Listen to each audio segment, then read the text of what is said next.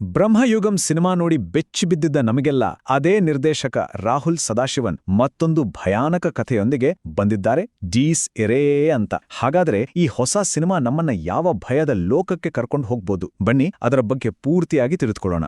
Just ಒಂದು ಕ್ಷಣ ಯೋಚನೆ ಮಾಡಿ ನೋಡಿ.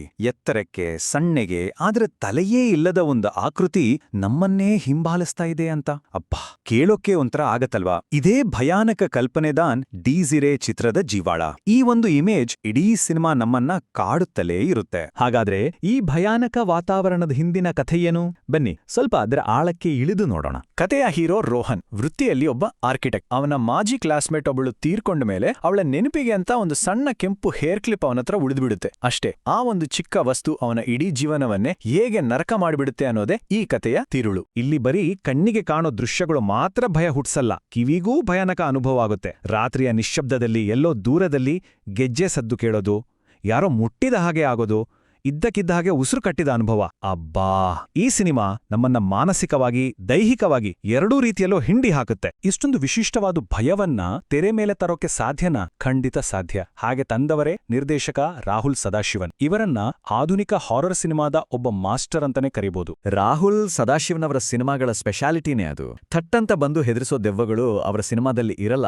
ಬದಲಾಗಿ ನಿಧಾನವಾಗಿ ನಮ್ಮೊಳಗೆ ಭಯವನ್ನ ಬಿತ್ತುತ್ತಾರೆ. ದಟ್ಟವಾದ ವಾತಾವರಣ, ಕಿವಿಗಡಿಚಿಕ್ಕುವ ಮೌನ ಮತ್ತೆ ನಮ್ಮ ಮನಸ್ಸಿನ ಆಳಕ್ಕೆ ಇಳಿದು ಕಾಡೋ ಪ್ರಶ್ನೆಗಳು, ಇವುಗಳ ಮೂಲಕವೇ ನಮ್ಮನ್ನ ಹೆದರಿಸ್ತಾರೆ. ಅವರ ಬ್ರಹ್ಮಯುಗಂ ಚಿತ್ರಾನೇ ಇದಕ್ಕೆ ಬೆಸ್ಟ್ ಎಕ್ಸಾಂಪಲ್. ನೋಡಿ, ಬ್ರಹ್ಮಯುಗಂನಲ್ಲಿ ಅಧಿಕಾರ, ಅಹಂಕಾರದ ಕಥೆ ಇತ್ತು. ಆದ್ರೆ ಡೀಸ್ ಇರೆಯಲ್ಲಿ ನಾವು ನೋಡೋದು ಒಬ್ಬ ವ್ಯಕ್ತಿಯ ದುಃಖ, ನೋವು ಮತ್ತೆ ಗೀಳಿನ ಕಥೆ. ಇದು ಒಬ್ಬ ನಿರ್ದೇಶಕನಾಗಿ ಅವರ ಬೆಳವಣಿಗೆಯನ್ನ ತೋರಿಸುತ್ತೆ. ಅಂದ್ರೆ ದೊಡ್ಡ ದೊಡ್ಡ ಕಾನ್ಸೆಪ್ಟ್ಗಳಿಂದ ವೈಯಕ್ತಿಕ ಕಥೆಗಳ ಕಡೆಗೆ ಸಾಕ್ತಿದ್ದಾರೆ. ಓಕೆ, ಆದ್ರೆ ಈ ಭಯಾನಕ ವಾತಾವರಣವನ್ನ ಸೃಷ್ಟಿ ಮಾಡೋಕೆ ನಿರ್ದೇಶಕರು ಯಾವೆಲ್ಲ ಟೆಕ್ನಿಕ್ಗಳನ್ನ ಬಳಸಿದ್ದಾರೆ? ಬನ್ನಿ ಈಗ ಸಿನಿಮಾದ ಟೆಕ್ನಿಕಲ್ ಸೈಡ್ ಅನ್ನ ನೋಡೋಣ.